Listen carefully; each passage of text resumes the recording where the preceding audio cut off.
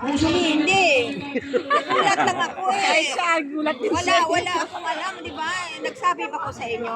Hindi, kami na nagulat eh. Na-surprising kami. Wala akong, I don't have any intention. Wala akong intention siguro, this is surprise. This is from God. So, game ka ng Ginamit ako as being kasangkapan na tumutulong, calling. Dahil alam niya ang puso ko, malinis, hindi nang gagamit, hindi nagpasikat, hindi ginagamit ang power upang sumikat. God ang nagdala sa akin kung saan man ako naroon. At least may boses na madami yung mga taga-showbiz sa likod ng camera, may boses na ngayon. If ever na manalo ka, talaga may boses na Ang showbiz natin.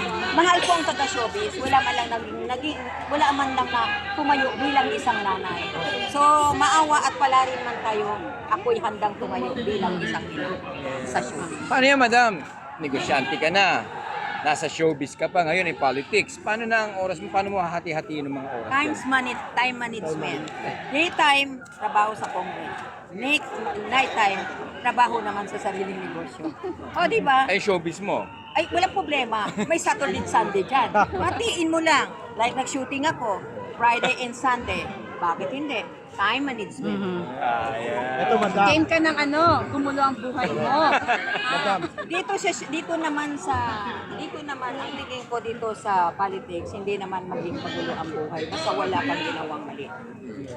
Ituwid mo lang ang tama. Wala naman sigurado mangyayari. Gawin mo lang ang tama. Madam, Wala. handa ka namang makipagbardagulan sa Kongreso. Sa akin naman ay ready akong humarap kahit kanino sa buong mundo. Ang importante lang, harapin mo lang yung tama at yung katwiran na tama lang. Huwag tayong kumampi, nasa gitna lang tayo. Ika nga, pag may katwiran, Ay paglaban. Paglaban mo. Diba?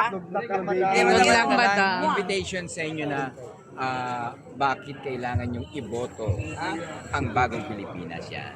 Eh siyempre, mananawagan ako. Opo.